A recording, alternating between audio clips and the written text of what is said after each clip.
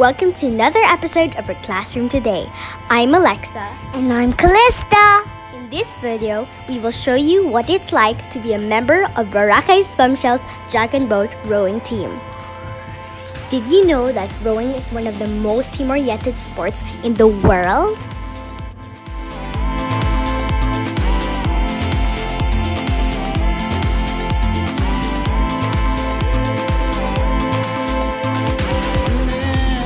As a team, there should be discipline, perseverance, collaboration, motivation, respect, teamwork, perfect balance, and timing.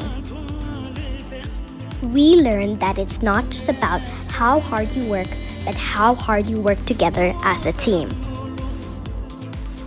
You are what you believe yourself to be. So be healthy, be strong, keep growing, and keep going. Remember, new adventures away. Love life Engage in it. and give it all you got. Stay tuned for our next Boracay episode. Hope you enjoyed our class today. Bye!